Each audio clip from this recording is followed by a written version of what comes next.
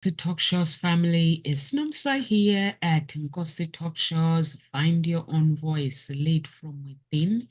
With me today, I have Dr. Bigit. How are you, Dr. Bigit? I'm doing well, Numsa. How are you?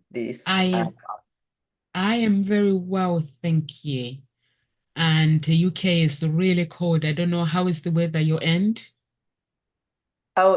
depend on where you are, but in the US, some places are warmer and some colder. But for me personally, this is very cold, and it's a little colder than typical for this area because we don't usually have snow, and some area in the city is snowing and things, and they all it make it to the news when it snow. Yeah, here is snow. It's we don't have a snow, but it's cold. Yeah. And it's raining, but today it's not raining, so we might get rain later. So, our topic today is how to cope with emotional pain. In the tumultuous journey of life, emotional pain can be an unwelcome companion, affecting our well being and hindering personal growth. How to cope with emotional pain. So, today cover we're going to dive into interactions of dealing with emotional distress, and hopefully by the end of this video you're not going to just have a manual, but you have something that can provide insight, practical strategies, and a roadmap towards healing. Over to you, Dr. Biggets. What do you think about the topic? Thank you, Numsa. And good morning, good afternoon, good evening, depending on where you are. I find the topic is very interesting. It's how to cope with emotional pain. And we'll talk about how to do that. But to me, my question is, why only cope? Why not thrive? Do you want to live a life where you're only coping, kind of like you're only surviving? Or would you love to be able to actually thrive? Even after you experience emotional pain, even as you experience adversity in life, you are able to continue to thrive. And so it's just my invitation and perhaps my personal preference to thrive instead of only coping, uh, only surviving with emotional pain or after emotional pain. And how do one thrive in face of emotional pain? How do as we have things going on in life, I'm sure there is plenty of ways to do that. But one thing that come to my mind is the system. You might have heard this before, my 5-finger system, and that is something that can be useful to thrive. And it start actually with a decision. Do you want to only cope, or do you want to be able to thrive and create what is it that you want, such that you don't continue having to cope? But what is your thought, Numsa? What is it for you to cope with emotional pain? I like it when you say, do you just want to cope or do you want to try? It's a very, very good topic because at first you will have to understand what it means to actually cope, and because the if if we don't try, so I prefer the word try actually, because when you try, it means you're stepping forward to do something about whatever pain you go through, and that journey coping with it and going through the healing process. So it's very, very crucial to actually understand the layers of that pain and the underlying dynamic of it. And it's like you were saying, Dr. Pickett, that you have a system which is 5 fingers. So it's very, very important to understand that when we are going through pain, it means we are feeling distressed, and that pain, it means there's been challenges that arises along that pain, or sometimes it could be rejection, or sometimes it could be loss or grieving or grief or disappointment, or sometimes it could be just emotional pain or physical pain. It depends with what is going on in that moment that can operate in the realm of our thoughts and emotional, leaving us with imprint and mentally landscape. So we just need to understand how we can have like step by step to actually find the healing, or coping with that pain. It means just finding ways that you can use to find a breakthrough, or sometimes it could be like me, for myself, if I have pain, if I'm feeling pain, in order for me to cope with that pain, the first step for me is to go into prayer. And when I go into prayer and asking God to hold my hand, it gives me a solution. When I come out of that prayer, I come out with at least with a strategy of what I can do to moving forward. Or sometimes you may find that going through that pain, I have to wait for that strategy, for the Holy Spirit to guide me through what I need to do. Or sometimes you may find that the pain that I'm going through is the pain that I don't have control over. I just need to find healing to actually, if it's disappointment or if it is a rejection, just need to find ways to accept myself for me and moving forward. Over to you, Dr. Bigot. Yeah, it's definitely everybody and every situations differs a little bit, but at the same and yes, every situation's different, and I would agree sometimes it is one thing works better when different things work differently at different time, even for the same person. And at the same and so I definitely agree with that. And at the same time, there is a saying that every adversity, every danger is actually an opportunity. And so at the end of the day, it is really up to us.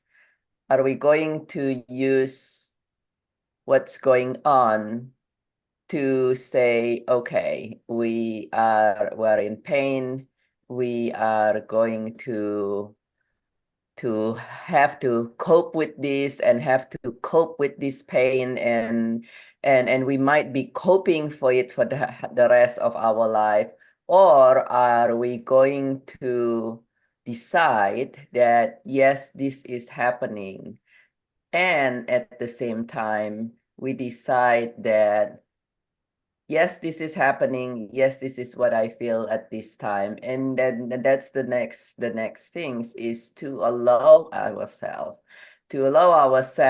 that yes, we are in pain. Deciding that we are going to do well, deciding that we are going to move through and beyond the pain does not mean starting out with being in denial.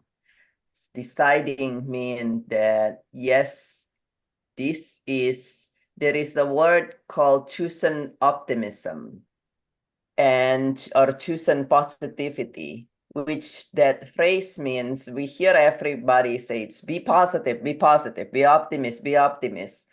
And be optimist is if you look at the glass and the glass half water halfway, a pessimist says, oh, there's only half a glass there. The glass is only half filled, or the glass is half empty. That's the pessimist. And the optimist will say, oh, the glass is half full. You might have heard about this analogy that you look at the glass, have water halfway. If you are a pessimist say, oh, the glass half empty. And then the other people, the optimists say, oh, the glass is half full. It's wonderful. Choosing optimism, choosing positivity is actually acknowledge what's going on. There is water halfway up the glass. You can call it half empty, you can call it half full, you can call it whatever. So the glass has water only halfway through. And choosing positivity means you decide and you acknowledge it's only halfway through, and you know and you decide that you're going to be able to fill it with what you want. And perhaps it's more water.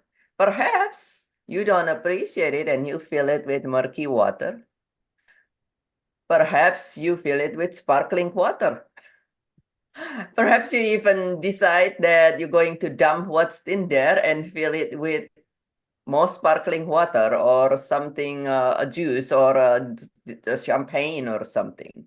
And so that's choosing optimism. So we want to acknowledge what's going on, not saying, having a spiritual bypass where, oh, this is just nothing. You want to acknowledge and allow your pain. But also as you do that, you do want to decide, where do you want to go from there? Do you want to only cope, or you actually want to be able to feel well and thrive? I love that. I love that, Dr. Biggett, when you say copy, sometimes you might have to, some people, they decided to cope with their pain for the rest of their lives, which is not a good idea, actually. And you also, you say, allow yourself to feel the pain. When you actually allow yourself to feel the pain, what Dr. Biggett is saying basically is just go through the process. Because when you allow yourself to feel the pain, instead of saying, I'm going to cope with it, I'm going to ignore it. But when you feel something, it makes you uncomfortable. It makes you want to get rid of it. It makes you want to step out of it. So that means when you go through it, you allow yourself to feel. That means you actually want to go through the healing process, which is very, very important when you are feeling distressed. It can also, it has its own psychological toll as well. And it has its own emotional pain as well. It disrupts your emotions because when you are in pain, you can't focus. You can't do anything. It causes distraction. But it's very, very important to actually understand the pain that comes with it. Because if you say, you know what, I'm gonna get used to it, and I'm not gonna go through the healing, that is a destruction, and that is a stagnation which holds your life, because that means all your life you just have to cope with whatever is going on. But there's a thing that you can do, which is called to action. Do something about it. When you do something about it is by addressing it. What triggers that pain?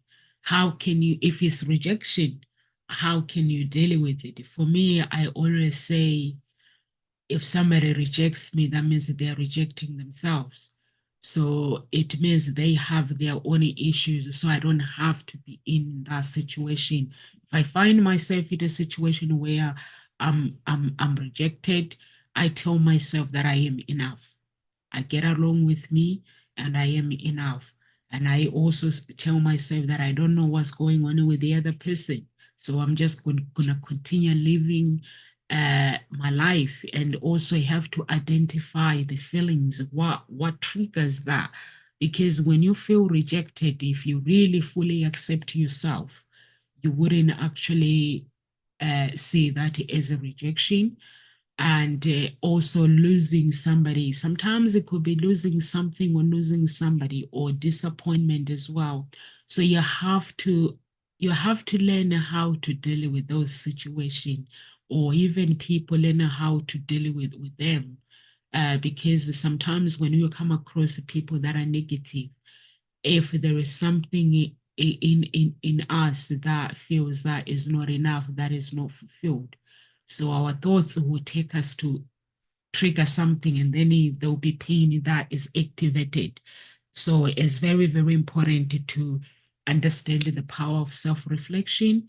When we reflect on things, it means that I'm looking at this pain that is there, and also trying to pinpoint where it comes from, what triggers it. Is it circumstances surround me?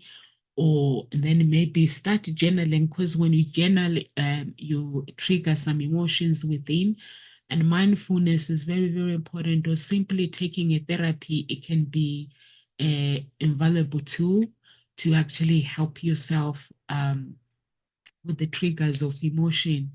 Or sometimes dealing with past experiences as well is very, very important to make sure that if there's anything that makes us feel uncomfortable, if reflect in our past. Maybe it could be childhood attachment that is there, or it could be simple. There's something in our past that, or an event that happened that we ignored, or it could be simple. We met people who are horrible, and that keeps triggering because it's not dealt with. So make sure that you deal with your past and you deal with your present moment as well, and write your story how you want. Over to you, Dr. Bigot.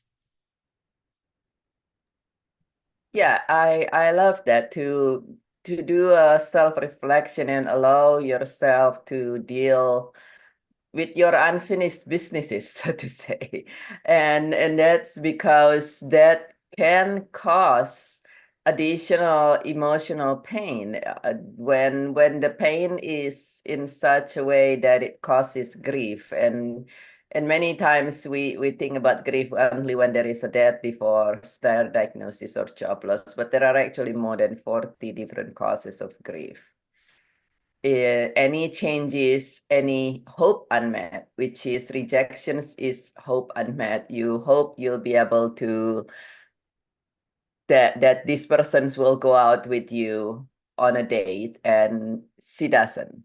You hope that this person will behave in a certain way and he doesn't. You hope that your work, you apply to a place and that you get a job and you don't.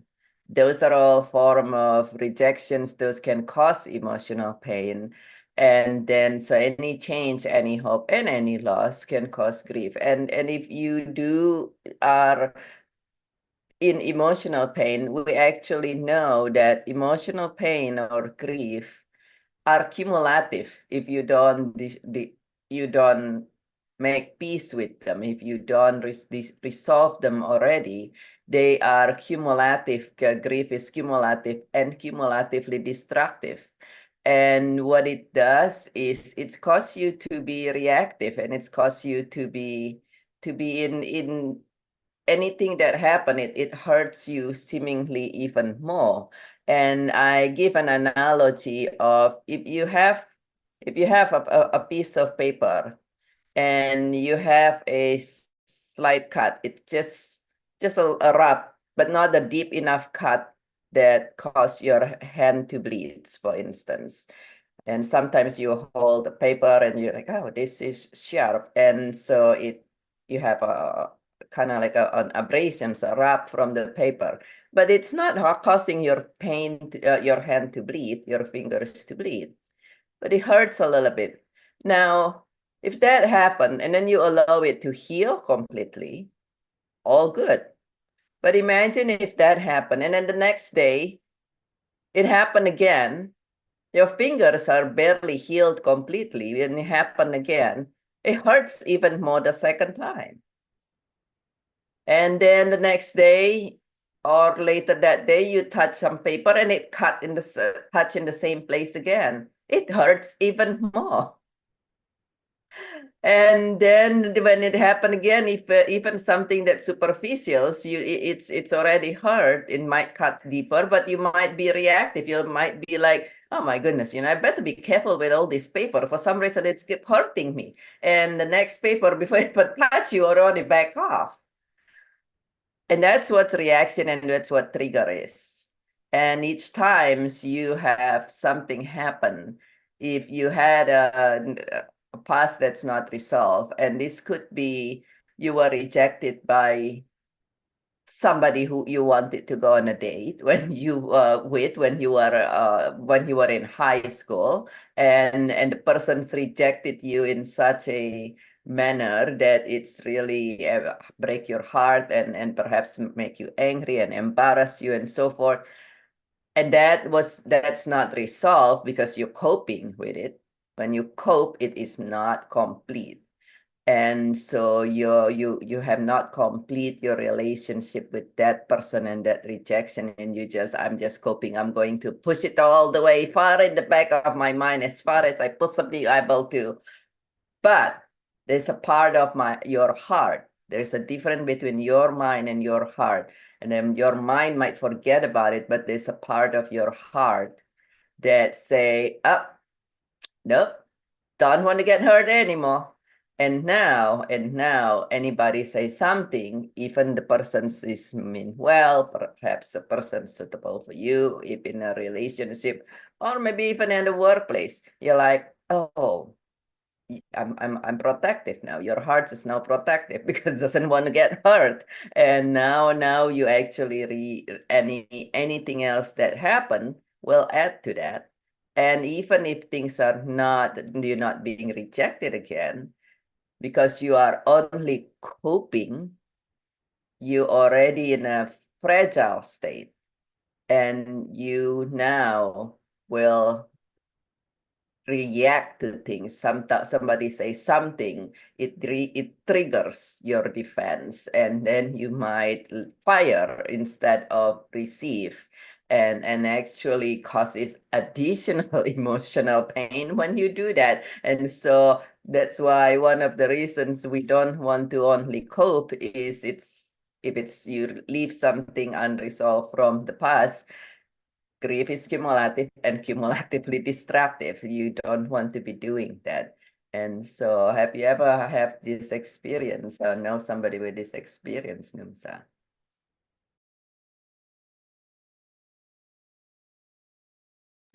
Yeah, before I go into personal development, I used to do exactly what you're saying, that if I get hurt, I don't want that same mistake to happen again.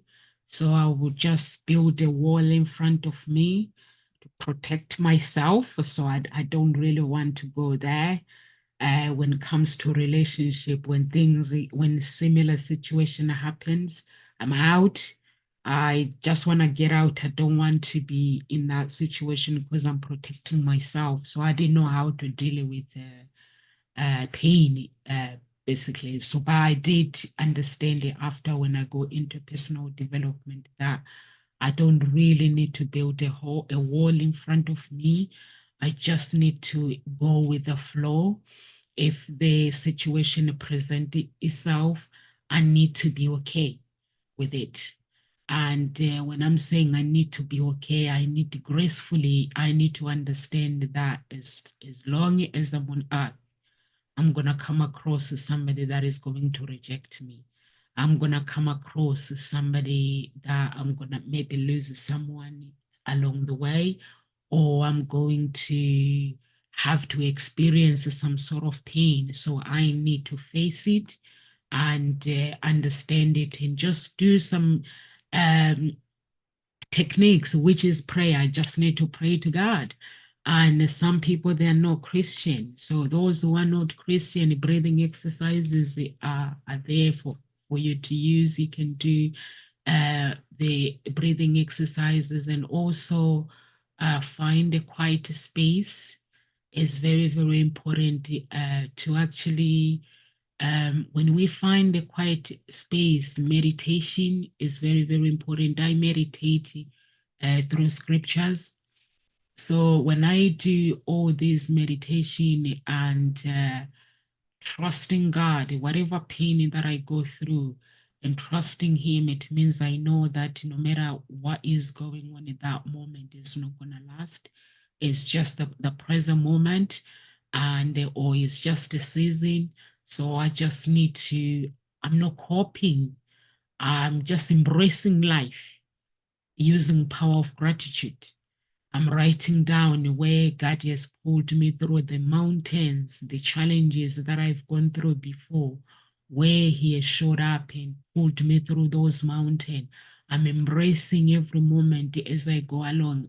I'm having joy, even if there is nothing, there is no joy in front of me, but I know that with God, there is always joy as long as I'm breathing. I use my breathing like as long as I'm breathing, it means that there is joy, no matter what pain that I go through. I'll go through people that they reject me, so I'm okay with it. So I'm no longer protecting myself. I used to protect myself. I used to say, wow, I've been through this situation, so I don't want to go through it again. I will find things like I need to protect myself. I need to do this. I need to do this. But then when I started personal development and also when I came to an understanding about the Bible, and I came to realize actually I don't need to protect myself.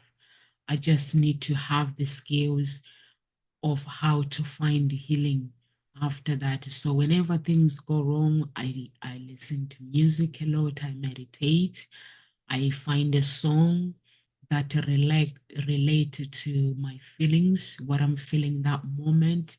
The song that has lyrics of comfort, lyrics of hope, faith. So I do that. I find it helps. So I think it's very, very important because we are all individual and we are all unique. When you find yourself through that pain, or Dr. Piketty, you mentioned if somebody has rejected you, maybe from a very young age or first date, sometimes people reject you or say they don't want to be with you. So what you need to understand is it means that person they've got things that they need to figure out. It's not a rejection. How you translate it, you've got to translate it differently. And even whatever pain, like you losing somebody, you can translate it different. Maybe that person has been sick for a long time. Maybe it was time for God to take them. They had peace. Uh, learn to deal with memories, let go of some things that maybe you need to let it go. Is there joy that you can embrace, the gratitude? For me, sometimes I use the words of encouragement that person has given me when they were alive, and I use those words to actually become the person that I want to become. I look at myself and I'll be like, this person was alive, what do you think they want me to do? So in any other way, or sometimes it could be pain. I was watching the BBC documentary in Africa where they went and the pastors, this pastor was raping people basically, and he is meant to be a pastor, is meant to look after them, is meant to care for them. But they were actually people who left the United Kingdom. They're British. They went to Africa for ministry, and they have a home there. They were given a home, but this guy was actually sexually abusing them. And that is a pain where you have to find ways to cope, and finding ways to cope with that, it means you have to find a professional person that can deal with, that can help you to actually move forward. Which when I was watching it myself, I was like, this is awful. How can somebody have to go through that? But they're using the Bible to say they're Christian. And now the question that I was asking myself as well, is the leaders around the world when they see those kind of videos with people that are saying they're pastors, what are they going to do about it? Are they going to continue at the churches? So those, for me, as a reader, that's what it left me with. That, okay, this is what is happening around the world. This is what is happening. Because this church has thousands, millions and millions followers. So I was like, so what next now? Are the leaders just going to see this documentary and they're just going to leave it like that? So it's, it goes deep. Over to you, Dr. Bigot. Yes, I would agree. That's definitely depend on what your belief and your background and so forth. When you deal with any emotional pain, whether you decide you're going to just cope or you are going to thrive, you're going to do your best and take the necessary actions to be in a place that you would love, where you're not only coping, but you're actually thriving and comfortable. Everyone uses differently. And even with that, at the moment of when you are facing something, you want to do what works for you. And again, we're not talking about being Pollyanna or in denial. So as you face it, and if it is Bible verse, if it is prayer that helps suit you at the moment, so you are able to hang in there and take the next step, then do so. And for some, perhaps, like you said, Tumsa, it's meditation. Perhaps it's listening to music. Perhaps it's walking out in the nature if the nature is allowing you to do that. And perhaps it's actually sit back and cry and cry and cry and cry. And it's fine and healthy to cry. Certain things happen. I have a habit. Part of my healings is actually to just let me cry and cry and cry and cry and cry and cry for hours. Now, it doesn't mean that we park a tent on the valley of crying or what have you, but you need to do what you need to do, and you might even find different thing suit you at different time. In other words, something happened, and for some reason you say, listening to certain songs very helpful, and then the different thing happened, and you might say, and in the past it worked for me to listen to certain song, but this time I feel like punching somebody. Now, don't punch somebody and don't hurt yourself, but if you really feel that there is a lot of frustrations and so forth, one of the thing you are able to do, I actually have very certain technique for my clients to do this, but in addition to that, and this is something you can do on right where you are, is you can get a pillow or a pile of towels and what have you, and punch and yell at the pillow. Just know you might damage your pillow, but you can do that. And so do what is it that you feel you need to do and able to help you at the moment. And for some people, it might be exercising. And everybody different is one. And even with the same person, different moment, different situations, different. I work, all my clients are going through emotional pains being a grief specialist. And most says, yeah, I was really sad. This week I'm angry all week. And then the following week, I feel okay, but I'm mostly numb.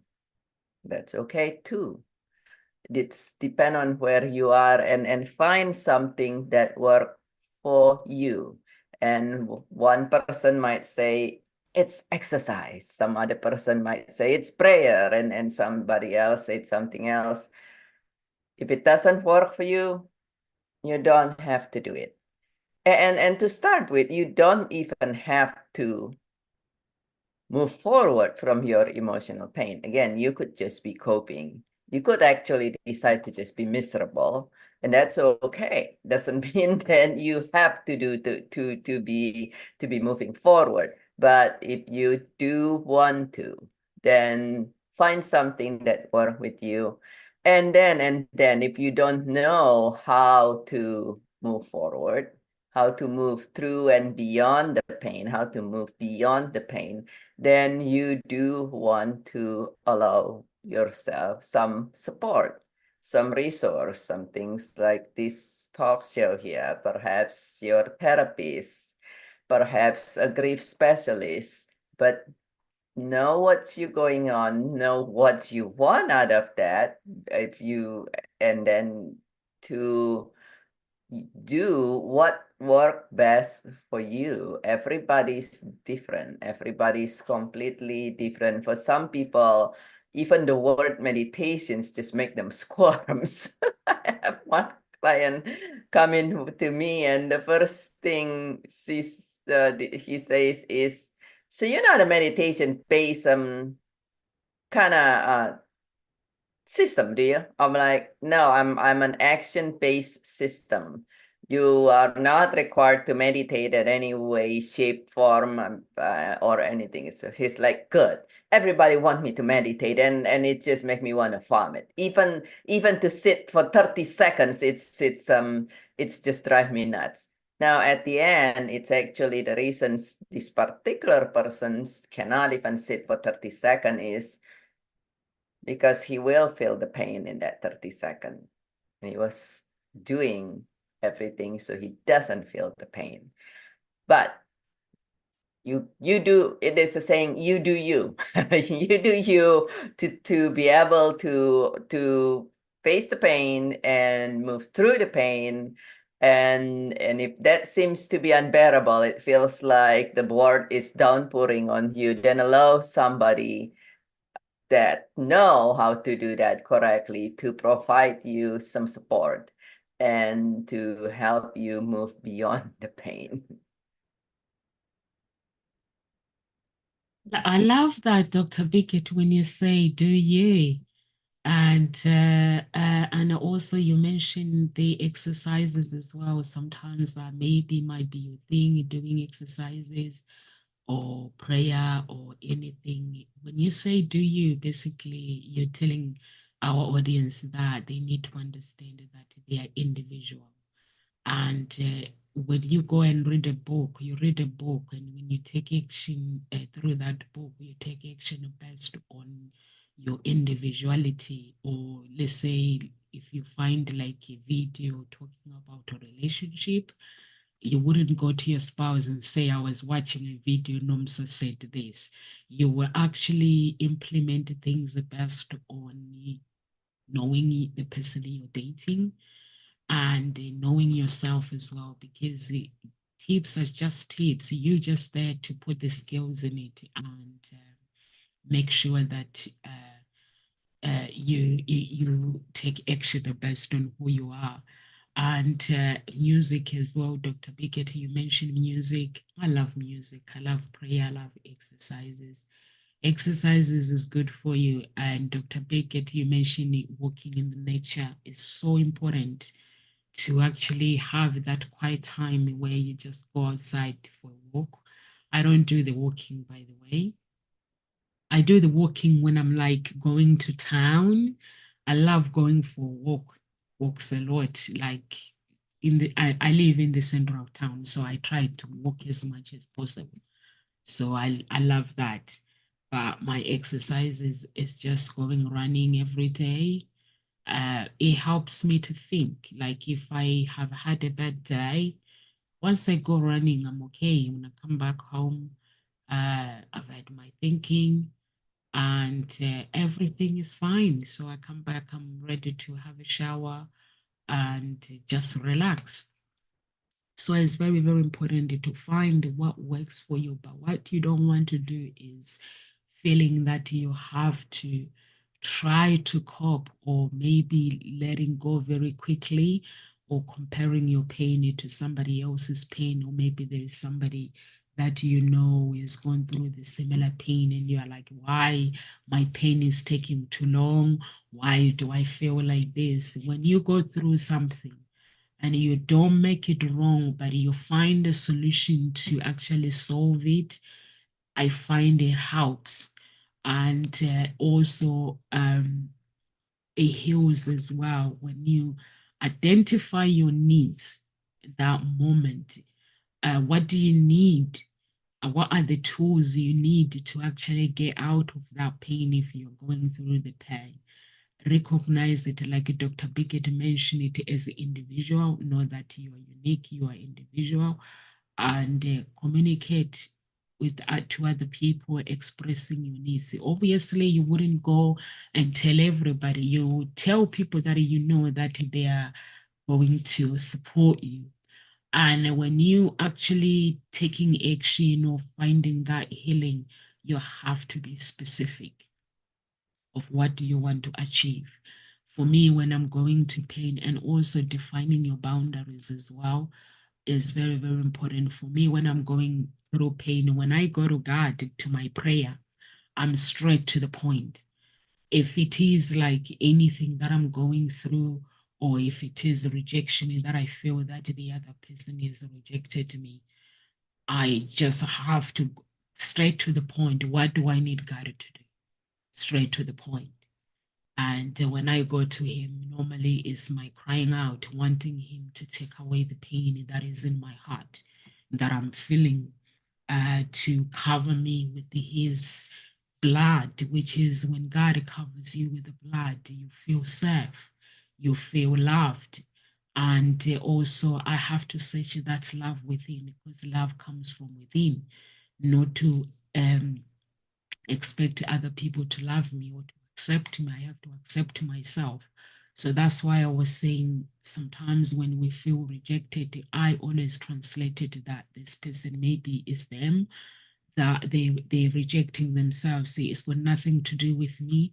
But if it's something to do with business, with work, I just have to realize that this person is not recognize my talent. It's not that I'm not talented, or it's not that my product is not good enough, but it's just that they don't see what I see.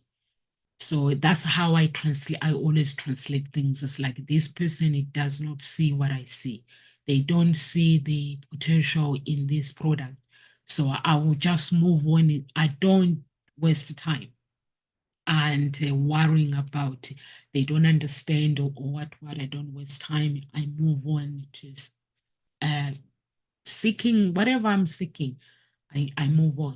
So it is very, very important when you actually going through the pain to identify what's the outcome you want to achieve from out of that pain. Or if it's freedom, it means you have to seek somebody that can help you, hold you accountable. No matter what pain, it doesn't matter what pain you go through in life. It does not matter, but you'll find healing through it. You'll find healing through it, regardless of whatever pain. And once you find that healing through it, then you have to have principles in place, boundaries in place. Can we have something to protect us? No, you can't have protection. You have to free yourself. Some people, they get rejected through dating. They're like, I never want to date again. That's a stagnation. Somebody, they reject you and then they'll go and date somebody else. So for me, the only advice I can give you is that person right rejecting you, they're not a God. They're not Jesus. They're just like you. So you might as well move on. Find that happiness that you're seeking. If it's love or long-term relationship that you seek, instead of talking yourself out because of somebody that has rejected you, continue seeking that. And with God, everything is possible. There is everyone for everybody. If it's lost, send them to heaven. Send the person that you've lost. Ask God to look after them, pray for them, and find peace. because peace is there. They wouldn't want you to be angry, to be upset. I was angry with my dad. I was angry when my dad died for a long time. I'm not sure if it was anger. I think I was confused. I was trying to cope on my own without him. And I think what I would have just done is to pray to God, but I was trying to control the situation. I think it was really, yeah, that moment where I was trying to control the situation and worried that the happy times that I had with him, who is going to fulfill those happy times. But I didn't realize that my dad prepared me for the future.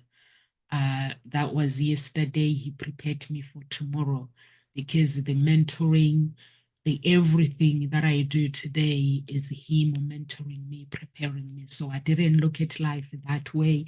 And also, I didn't realize that I had another mentor that was left behind my mom. So just look at the situation because sometimes we think we've lost things, but we haven't. Just look at the situation, and once you look at the situation, you'll find use gratitude. You'll find something to look forward to in that situation. I've done that myself so many times where things go wrong. I just sit back and I find joy in it.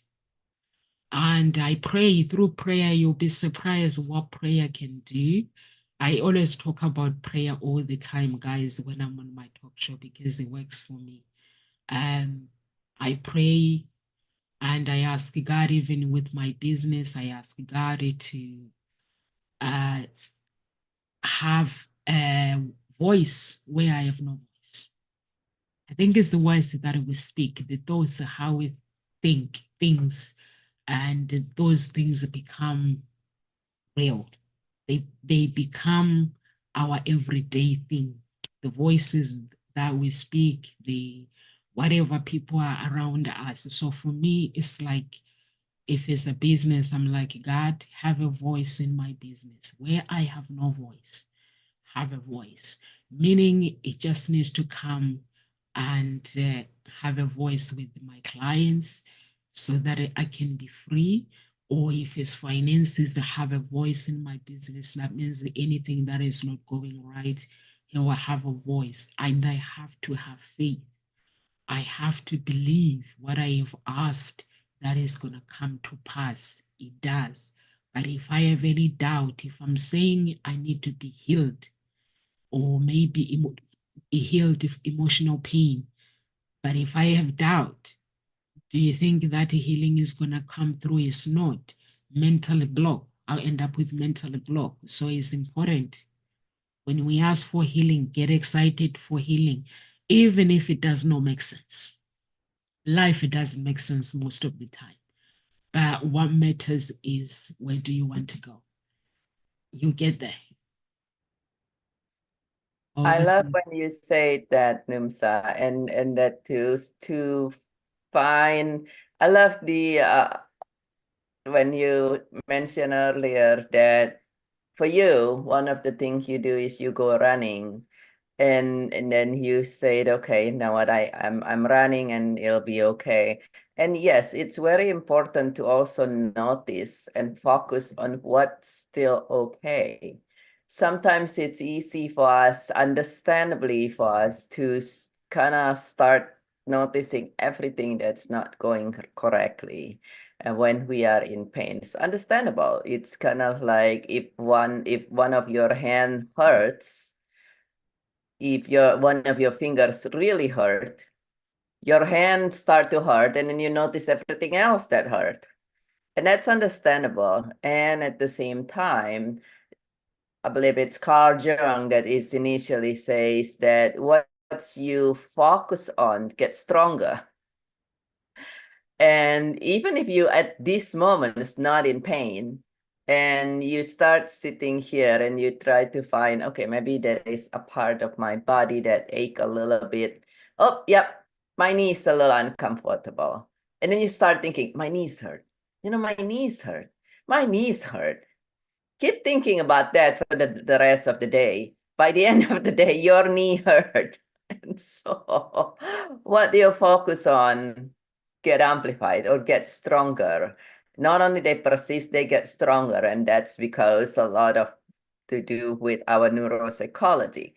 And so it does not mean that we are being Pollyanna. Again, we use chosen positivity, chosen optimism. And part of that choosance is you notice what's going on and notice what's still good and be grateful for that. For you, it was I'm able to go for a run. And so this is good. And I'm going to be coming home and take a shower and find ways to resolve this. It could be for somebody else, I'm going to scream. But I noticed that, thank goodness, at least I have pillows to be for me to punch. It could be something else altogether. It could be for somebody that, okay, I mentioned somewhere for a client of mine who is facing a lot of health challenge. One time that he was very grateful and celebrating, and that's another thing that will help you as well, is to see what's still good, to be grateful about that, and to even to celebrate it. His celebrations is that he's able to sit up on his bed. He's able to sit up on his own without having to be prompted by pillows and so forth and so on. That's what he's grateful for and celebrating that day. And so discover what is it that's still good and be grateful for that and celebrate that, not because you are Pollyanna, not because you are in denial, but because you choose. Start these conversations with me saying, it's your choice. You can just cope. You can even choose to be miserable. Or you can choose to thrive and try to do your best to be able to thrive, to be able to do well. And so it's the same thing. You notice your pain, and at the same time you choose, knowing that what you focus on gets stronger, to choose that you're going to focus on something that at the moment still positive, perhaps the fact that you have clothing on your body, and focus on that and amplify, allow that to amplify and amplify and amplify. And that is something that you can choose to do. And then the next step and the correct next step, like Snumsa says, such that you're not in stagnations. There is a saying that when you give, you are in emotional pain, to give it time. Now, time does not heal grief. Time by itself does not heal your emotional pain. In other words, if somebody rejects you and you kind of like, oh, and you at the beginning, you might, after some time, you might not feel the intense angst and anger and sadness and so forth. Now, you might not feel the pain as much, but that pain simply more in your body, and then it's become trigger. So it become physical pain or something else.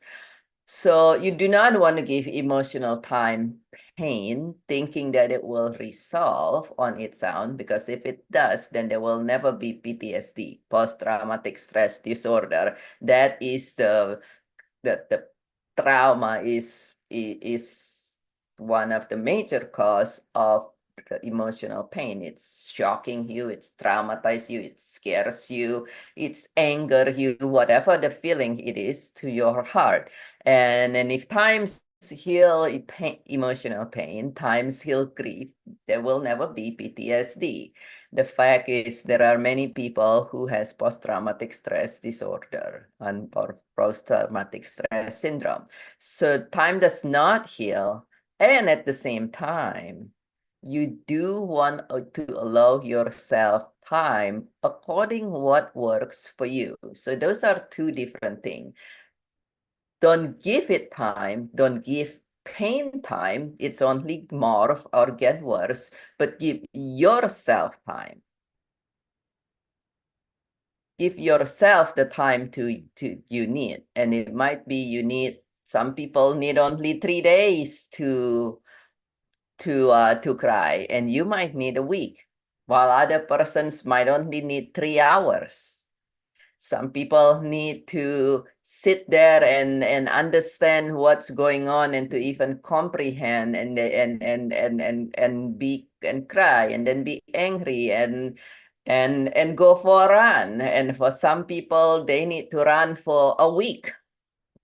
And for some, you only need to run for 3 hours.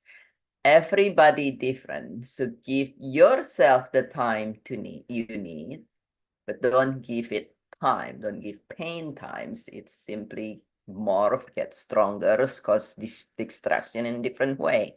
But and in the meantime, do what you're able to, because you know that what you focus on get amplified. Do what you're able to say what's still good. Perhaps you look outside and saw a flower that somehow hanging on there and growing in the midst of winter. And perhaps it is something that you decide, oh, the dog looks like he's wagging his tail and happy, and that's what's still good at the moment. Look find the little thing and then take the next action and the next action, so you are not stagnant.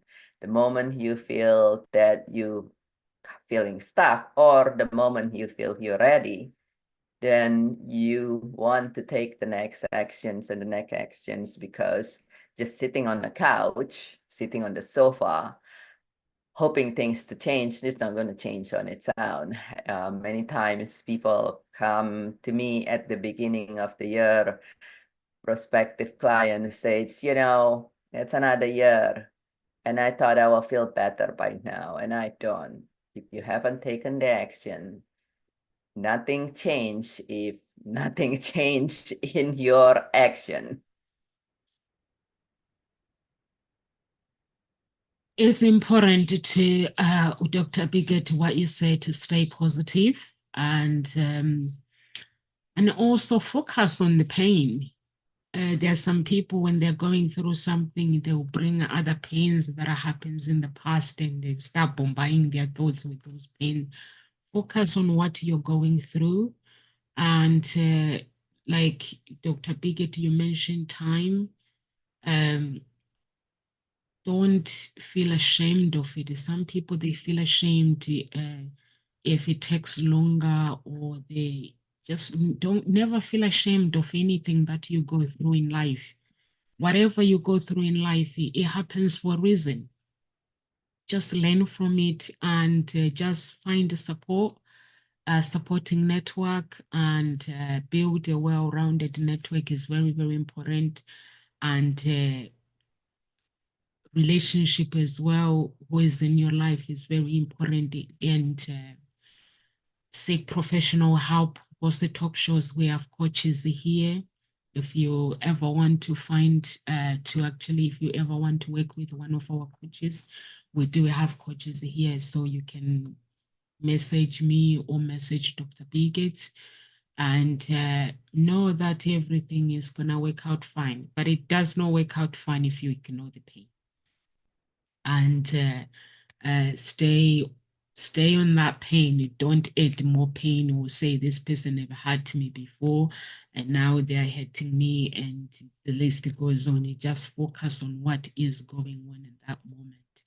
And when you do that, or maybe go on YouTube, if you can't contact us, we have videos, different videos on any social media that you can find based on whatever pain you go through. And know that you are not alone. There's always help out there, and God is always there to help you as well. And also make sure that you sing your song. Don't let the pain take away your song, the rhythm of life, the song that you're meant to sing in your path, in your journey. Make sure that you dance your dance, the rhythm of dance of life. So make sure that you focus on that, focus on your destiny, because sometimes pain can take us off where we're meant to go. But pain is there for us to acknowledge, to give us strength, to acknowledge that we're actually bigger than what we think we can be, who we want to become. And that if we were to use that pain as a skill to take our lives to the next level. So it's very, very important. It's all about shifting your mindset. And for me, I speak life to my life. When life it does not make sense, my family now, they use my techniques. When life it doesn't make sense, I make it make sense for myself. I look forward to the positivity sometimes, or times where they'll be like, Nomsa, you're not normal. I'm like, I am normal. It's just there are some things that I have control over, but there are some things that I don't have control. So anything that I cannot control, any event or anything that I know that I wouldn't have controlled it, I embrace, I use gratitude and the power of God.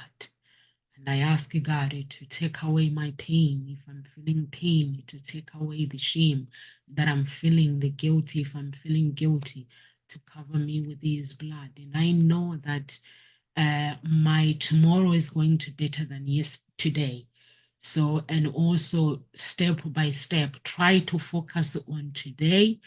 Although we write goals for 3 years, 2 years, but don't go and live in that 2 years. Live in the moment. When I'm saying live in the present moment, it means when you have gratitude for today, it means that tomorrow is gonna be better, even better. So just embrace it. Assignment. What's your assignment while you are here? No matter whatever pain you go through, some people might say, no, sir, you don't understand what I'm going through. You're right, I don't understand what you're going through. But again, what I can tell you is it get better if you allow it to get better, if you allow to feel the feelings that you want to feel. If it's somebody that has hurt you, don't let that person control your life. You have a choice to decide how you feel, how you walk, how you dance, how you live in the next maybe 20 years or 30 years. So, any words of encouragement, Dr. Biggett, before we go? Yes, definitely, Timsa. Thank you. And my word of encouragement is that there is hope. For some of us, you have been in pain for so long, but there is hope if you take the action. There is hope, and it's possible to move through and beyond your pain, to thrive, to do well, to feel joy again, to have peace of mind again, to feel fully alive and free in your heart again.